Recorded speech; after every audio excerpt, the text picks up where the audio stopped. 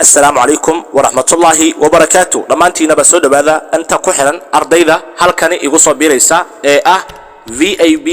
English Class for Beginners waa groupka VAB ga ee luqadda Ingiriiska lagu baranayo anigoo ah Umar Maxamed Ali ayaa idin soo gudbinaya groupkan waxaa loogu talagalay kaliya ardayda kuwooda bilowga ah marka waa ardayda bilowga ah baan ka hadlaynaa insha Allah waxa waaye marka adoonaysa luqadda Ingiriiska qoraalkeeda iyo markaasi hadalka qoraalka iyo akhriska ardayda ku dhiban qoraalka iyo akhriska ayaa loogu talagalay luqadda Ingiriiska ma qori kartid ma akhri kartid laakiin sida ugu haboon ee erayada ugu yar yar looga soo bilaabo ayaanu kaaga bilaabaynaa ayaanu ku baraynaa si adiguna aad u noqoto qof Ingiriiska qora kadibna marka aqriya waxa loo qoray ama wuxuu isagu qortayba insha Allah casharkeeni waa casharka labaad lesson 2 waa maxay casharkii labaad casharkii koowaad waxaan ku soo baranay dhammaan ABC dan ku soo baranay ABC iyadoo si qaas ah u soo qornay iyo iyadoo aan ku dareynay erayo mid walba say ku haboon tahay iyo dhawaaqeeda aan soo sheegnay marka kaas kuma laabanayo kadibna waxaan soo galayaa ama waxaan soo gaarnay hadda lesson 2 waxa loo yaqaan casharka labaad common words oo ah erayada caanka ah waxaana loo yaqaan sight words erayada mararka fara badan la arko okay common words waa maxay common words loo yaqaan lesson 2 waa maxay casharka labaad waay waxa loo yaqaan common words waa erayada kuwooda caanka ah ee marar fara badan aad ku arkayso jumladaha Ingiriiska marka la aqrinayo buugaagta aad ku arki doonto okay waxaana loo yaqaan kuwaas sight words sight waa maxay wax la arkayo mar kasta sight words erayada la arkayo mar walba aad arkayso marka insha Allah waxa waaye marka erayadan inaad aqoonsato ayaan doonayaa inaan ku baro erayadan hadaad aqoonsato oo mid aad u xifdiso mid walba sida ugu fiican aad u xifdiso dhawaaqeeda sidoo kale aad iska saxdo macnaha loola jeedo eray kasta macnaha uu yeelanayo hadaad fahanto wallahi luqadda Ingiriiska waadna akhri kartaa mar goortaas waadna qori kartaa hadii aad intaas aad ula fiirsato insha Allah waa cashar oo markaasi gaaban oo laakiin xambaarsan oo ujeedo ama markaasi fahan aad iyo aad u weyn hadaba ardayow ila soco. These are words you should recognize by looking at them. Okay? These are words kuwani waa erayo. These are words kuwani soo socda erayo waaye. You should taaso markaasi muhiim ama waajib ay tahay recognize inaad adigu xaqiiqsato. Recognize inaad adigu xaqiiqsato ama aad ogaato by looking at them. Adigoo iyagu fiirinaya. By looking at them iyagoo fiirinayo iyaga adigoo erayadaas fiirinayo inaad aqoonsato ayaa loo baahan yahay okay aan ka bilaabo midan u dul istaagi doona haduu eebe qadaro common words waxa loo yaqaan erayada kuwooda caanka ah waxa waaye tusaale ahaan waxa u horeeya waxa loogu dhawaaqaa kan ba loogu dhawaaqaa markii luqadda af Soomaali la joogo waxaan dhahnaa ayaan dhahnaa laakiin hadda English markii la joogo ba soo qaadana maxaa yeelay ABC oo ku soo barnaa hadda waan soo barnay ABC da okay waxa ku xiga u ku xiga okay hadda ma fasiraayo kadib aan fasiri doonaa u ku xiga waxa ku xiga kan akhri he ala akhriya he okay he ma he way he okay kan xiga she oo dhawaaq she hadihin she af Soomaali noqonaysa laakiin she English waa it hadan dhahna it waa isku mid af Soomaalina it aan dhahnaa af English kuna it baan dhahnaa waxa ku xiga we English waa hadii af Soomaali ahana uu doonayna we hadihin marka we af Soomaali ka noqonaysa waxa leedahay we ardayaha aqoonso okay waxa kamid ah they oo kale they ala u dhawaaq they baro they okay waxa ku xig is ayaa ku xig waxa kale ku sii xig okay u dhawaaq hada r ma de okay waxa ku xig the waa maxay the oo kaliya the hada baro marka the this ayaa ku xig this ayaa ku xig waxa tan maxaa loogu dhawaaqaa macallin this adesa this ayaa leedahay this okay waxa ku xig that waxa ku xig and waxaa ku xig yes okay waxaa ku xig no okay aan ku laabto marka ereyga macnihiisa aan idin sheego ereyga ugu horeeya waxaa loo yaqaanaa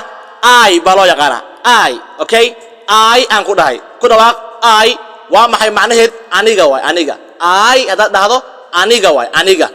ereyga xiga should waa maxay you aa loo yaqaanaa you ku dhawaaq ardayow hadda buugaa ku qor adigoo fiirinaya qor you waa sidaa u qortay marka qor haddana akhri you aa loo akhriyaa ayo sidaan loo qoraa you waa loo akhriyaa you dheh okay waa maxay you waxaa loola jeedaa adiga ama idinka labadaad u isticmaali kartaa you maxaa loola jeedaa baan ku dhahay adiga oo aan ku tilmaamayo adiga ayaan ku dhihi karaa ama dad badan tihiinna waxaan idin dhihi karaa idinka you marka laba waay adiga ama idinka labaduba idin dhaha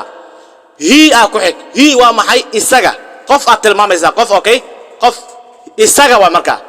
okay yaa sameeyey isaga markaan leenahay waxaan leenahay marka he isaga waa he isaga waxaa ku xig she waa maxay gabara loo isticmaala sidaba female loo isticmaala female oo naag ah waxa waaye marka she waa maxay iyada she iyada okay it soo hartay it waxa waaye wax kale macnaha waa shay ama xayawaan ama fikrad wixii la mid ah loo isticmaalaa okay waxa loo adeegsadaa wax loo yaqaano it waxa loo adeegsadaa wax kale okay wax kale okay sida shay xayawaan fikrad sidaas oo kale waay loo isticmaalaa it loo yaqaanaa bani aadan looma isticmaalo marka waxaa loo isticmaalaa shay kale oo ah xayawaan shay fikrad iyo wax la mid ah waxaa loo isticmaalaa it loo yaqaanaa it okay waxaa xiga we ayaa xiga we waa maxay annaga waan badannahay marka waan badannahay hadda keligayga isba tilmaamay ogow we annaga waa badannahay haddii aan matalayo xitaa dadka aan isdeganahay qoyskeena waxaan dhahaa we annaga waay waa badannahay sooma laakiin haddii aniga keliga is sheegay macnaha ereyga koowaad aan soo barnay waay I waay marka aniga waay laakiin haddaan badannahayna we waay annaga okay they ayaa ka mid ah they waa maxay iyaga they dad badan oo xaggaa jooga waay marka okay dad oo adigu aad u hadlayso waay they iyaga waay okay dadaa idin soo booqday qofaa u tagtay marka iyaga un baa leedahay adiga okay adiga kama mid tihid dadkaas imaaday adiga kama mid tihid laakiin dadkaasaad u hadlaysaa waxaad leedahay marka they iyaga ereyga is ku soo haray is u fiirso ereyga isna waxaa loo isticmaalaa hal qof ama hal shay loo isticmaalaa is hadaad maqasho waa isaga kulley erey si gooni ah ama si wax loo yaqaano si qaas ah loo isticmaali karo ma aha kaliya wuxuu ku haboon yahay in jumlad la geliyo ereygan iyo erey kale lamid ah way imaan doonaan in jumlada la geliyo uun bay ay ku fiican yihiin marka is waa maxay waxaa loo isticmaalaa hal qof ama hal shay loo isticmaalaa markii qof ama shay la qeexaayo ama wax laga sheegaayo ayaa is loo yaqaanaa okay waa imaan doonaan iyagoo jumlada ku jira waa imaan doonaan hadda laakiin kuma wareerinayo oo fahan oo kaliya is waxaa loo isticmaalaa hal qof ama hal shay okay intaas igu ekaaw marka waxaa jira ereyga ku dhawaaq waa maxay waxaa loo isticmaalaa dad badan ama xayawaano badan marka midii hadday ka soo horjeedaa is maxaan dhahnay hal qof ama hal shay waay laakiin maxaa waaye waxaa loo isticmaalaa dad badan ama xayawaan waxyaabo fara badan waxyaabo badan oo la isticmaalaa okay marka tii hadday markaasi ay ka soo horjeedaa is oo hal shay ama hal qof loo adeegsado iyo oo hal wax badan dad badan iyo shayyaal fara badan loo adeegsado waaye intaas joog okay waa maxay lama tarjumo iyada si toos ah looma tarjumo lama tarjumo oo si toos ah looma tarjumo laakiin wuxuu tilmaamaa shay la garanayo tilmaamaa ereygan haddaad maqasho wuxuu tilmaamaa shay gaar ah macnaha iyada si toos ah looma tarjumayo kaasay lama tahay ma laakiin iyadu kaliya wuxuu waxay tilmaamaysaa shay la garanayo oo kaliya ayuu tilmaama okay taas fahan waay marka waxaa loo isticmaalaa shay la garanayo this ayaa ka mid ah this waa maxay this waxaa loo isticmaalaa macnaha shay adiga ku dhow tusaale ahaan shaygan waa ku dhow yahay maxaa leedahay كان أو كله تصالحان this وحلو استعمالها تن أما كان وحده لو استعمالها مرك وحده تن أوكي تن this ومرك this تن أما كان وحده أي لو استعمالها سيدي دوبا وحكمل ذات أكمل ذات ومحي تاس جدا تاس أما كاس وحفظ لو استعمالها ذات وحلو استعمالها وحفظ ذات كنا بقر ديو ما أذيو إلا ده معنى كأنه راع وحلال ذات ما حلو استعمالها تاس أما كاس وحكافو لو استعمالها ذات وحكمل and and وحيسكو حليسا aniga iyo Umar makan leeyahay marka ma maxay and iyo yes kamida waan naqana ha yes ha ilma dhan way dhahan ay waxa biya yes ay guleeyeen ha marka no ma yahay no waa maxay iyadu wala yaqana maya no maya okay haddana marka hal mar aan tusaalayaal aan ka bixiyo 10 inaan xagga ku joojiyo baan rabay laakiin in yar hadan idin fududeeyo magacyada iyo dhadig ama markaas raganimadooda aan barano ay ba kamida tusaalahan ay fiiri waa maxay aniga ay waa maxay aniga waxa loo isticmaalaa marka qofka naftiisa uu ka hadlaayo waxa loo isticmaalaa marka qofka naftiisa uu ka hadlaayo okay ay tusaale ahaan hadda fiiri I am a student ma ka bilaawatay I ka bilaawat I am a student anigu waxaan ahay arday midda anigu baan iska hadlayaa marka you are kamida okay you adiga maxaan ku leeyahay adiga iyo idinka adiga oo hal qof ama idinka hadad badan tihiinba you waa idin dhaha waxa loo isticmaalaa marka qof la hadlaayo wax kale oo loogu yeeri kara dad badan waa la dhigi karaa okay tusaale you are my friend adigu saaxiibkay baa tahay you are my friend adigu saaxiibkay baa tahay tusaale hadana you are students adinku arday baa tiimida marna adiga kaliya ku isticmaalay waxaan ku dhahay you are my friend adiga saaxiibkayga tahay adiga kaliya ku isticmaalay marna waxaan u isticmaalay you are students adinku arday baa tiimida adinku wad badan diimoga wad badan tiin marka adinku hadana wad badan you oo kaliya idin isticmaalay kadibna معناها you are students كاس لذا waxa loo isticmaalayo qofka aan tilmaamayo inuu saaxiibkay ama asxaabta uu yahay ayaan kaliya ka dhigaya marka students s aan ku daraya s umman raacsiinaya okay waxa kamid he ba kamid he okay isaga he waa maxay isaga waxa loo isticmaalaa marka laga hadlaayo hal qof oo lab ah midda hal qof oo lab ah oo nin ah marka isticmaalayo he waa marka waxa loo isticmaalaa marka laga hadlaayo hal qof oo lab ah tusaale ahaan he is a teacher isagu waa macallin he is a teacher isagu waa macallin okay waxa kamida marka ereyga afraad u fiirso she kamida she waa maxay she iyadu she waa maxay waa iyadu waxa loo isticmaalaa marka laga hadlaayo hal qof oo dhidig ah she iyadu waa macna waxa loo isticmaalaa marka laga hadlaayo hal qof oo dhidig ah hal qof oo dhidig ah marka laga hadlaayo tusaale she is my sister iyadu waa walaashay she is my sister iyadu waa walaashay okay waxa kamid hadda it ayaa kamid tusaalahan it waa maxay it maxaan ku dhahay waxa loo adeegsadaa wax kale oo la macno ah xayawaan markaasi waxyaabahaas loo adeegsadaa adiga shay iyo waxyaabahaas it waa marka wax kale waxa loo isticmaalaa wax aan dad ahayn sida xayawaan shay ama fikrad loo adeegsadaa it wax kale macnaha wax kale loo adeegsadaa sida waxa loo isticmaalaa wax aan dad ahayn sida xayawaana kamida shay ba kamida ama fikrad ayaa kamida kuwaas loo adeegsadaa it tusaale ahaan it is a cat waa bisad hada bisad maxaa way mar dad miya ma xayawaan waa okay marka it loo adeegsadaa midda it is a cat iyadu waa bisad tusaale it is cold waa maxay cimiladu waa qabow it is good cimiladu waa qabow tusaale ahaan taas ayaa soo qaadan kartaa okay marka waxa leedahay marka it is good iyadu waa ama markaasi ama waxa way cimiladu waa qabow waxa tilmaamaysa cimilada marka cimiladu waa maxay cimilada tilmaam dad miya cimilada xayawaan miya may cimilada tilmaamaysa marka it ayaad u adeegsanaysaa marka ereyga it sidiisaba dad looma adeegsado marka fikrad ama shay ama xayawaan waxyaalahaas loo adeegsadaa waxa kamid ah we kamid ah we waa maxay waa annaga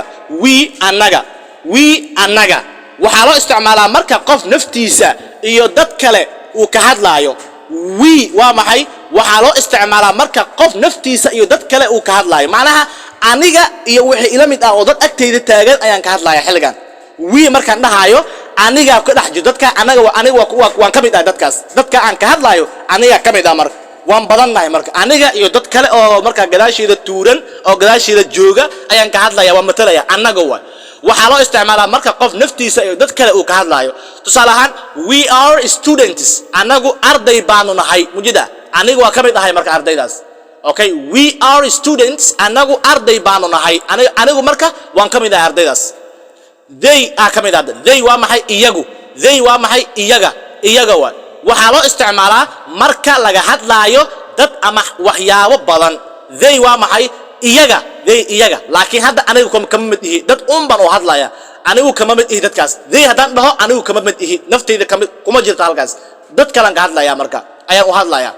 tusaale they are teachers iyagu waa macallimiin mujida aniga ma ka mid ahay marka macallimiinta aniga kama mid ihi okay haddaan dhaho they are teachers iyagu waa macallimiin kaliya dadkaas tilmaamay tusaale hadda waxaa ka mid ah they are books kuwaani waa buugaag okay kuwaani ama iyagu waa buugaag macnaha kuwan badan ee meesha yaala they are books buug way kuwan okay hadda markaasi fiilaha iyo isticmaalka is iyo r aan galno fiilaha iyo isticmaalka is iyo r aan galno bad is waa maxay is waxa waaye macnaha day waxaan ku leeyahay is macna toosan oo hadda la isku raacsan yahay mala laakiin tusaale waxa laga soo qabtay oo kaliya waa laga soo qabtay waa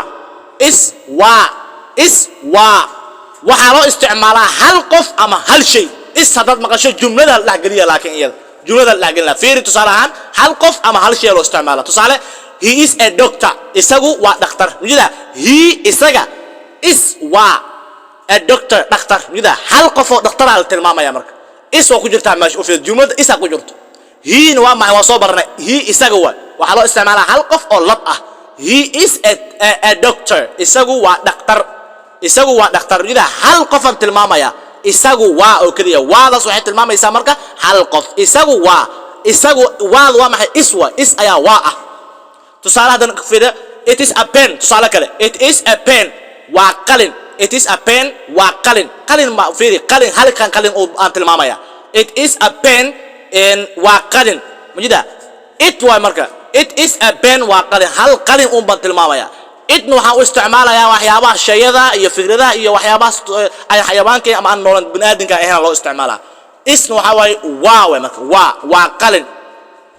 kan labaad waxa waaye oo kale u fiirso waa maxay iyaduna waa isku mid is iyo r iyo ba loo adeegsadaa waxaa loo isticmaalaa laakiin waxaa loo isticmaalaa marka laga hadlaayo dad badan ama waxyaabo badan okay waxaa loo isticmaalaa marka laga hadlaayo dad badan ama waxyaabo badan loo isticmaalo tusaale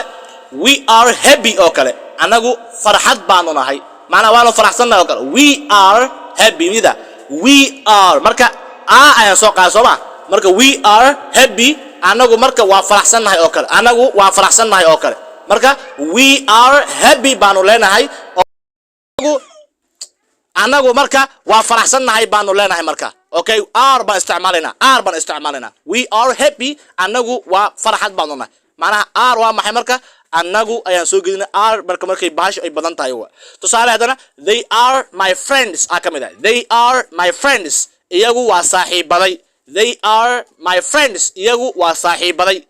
they waxa soo galayso soo galayso mujida kaliya waxa soo qaadanaysa kuwa markaasi waxa loo yaqaano pluralka oo jumca they iyaga oo kale we are they are saas oo you are waxa u isticmaal you intaas u isticmaalaysa okay erayada tilmaamaha iyo isku xirka aan soo qaadano waxa kamid ah the waa eray tilmaamaya wax la garanayo aan dhahnay the eray tilmaamaya wax la garanayo waxa loo adeegsadaa wax si gaar ah loo yaqaan tusaale the sun is bright qoraxdu waa iftiimaysaa okay the sun is bright qoraxdu waa iftiimaysaa the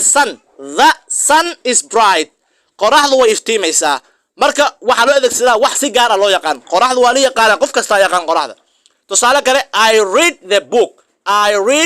the book buuga waan akhriyaa the book fiiri hadda marka buug waa la yaqaana buug ayaan akhriyaa maana buug qof kasta waa yaqaana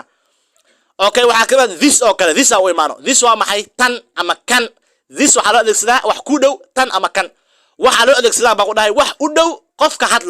hadlaayo oo beesha taagan wax agtiisa yaa lagu hadlaaya marka waa arkaya isaga marka okay qofka hadlaayo waxa uu ka hadlaayo agtiisa yeelana waa hal shay oo qofka hadlaayo u dhow tusaale ahaan this is my bag kani waa shandadayda tani waa waxa way boorsadaydu waa shandad this is my bag okay tani waa shandadayda oo ah waa boorsadayda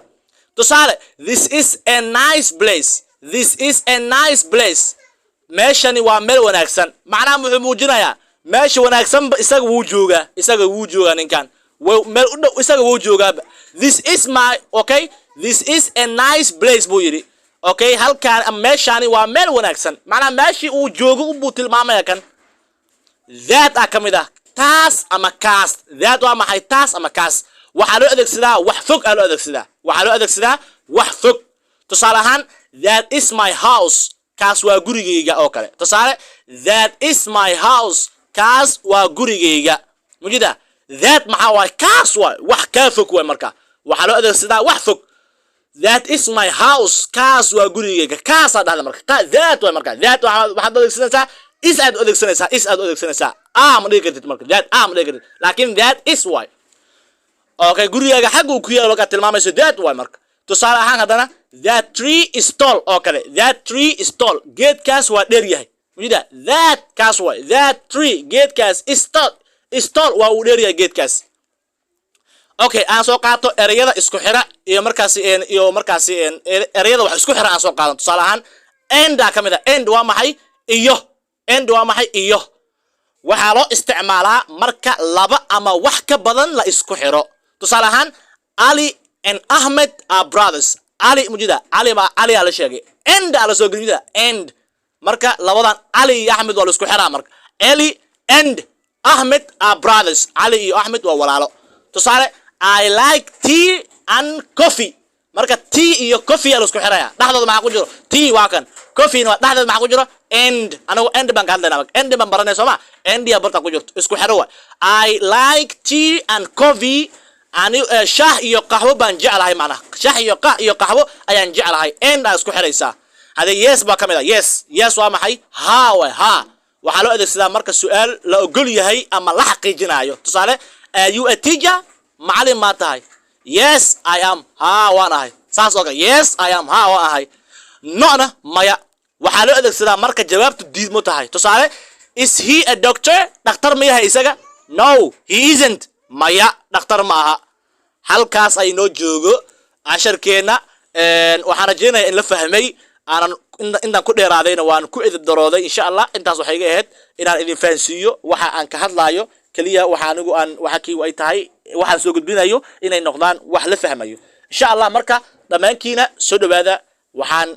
halkaas ku soo afmeeraya casharkii labaad ee buugeena read and write waa buuga cajiibka ah insha Allah haddaba arday walba oo bilow ah sida inuu u barto luqadda ayaan u rajeynayaa waa maasan tahay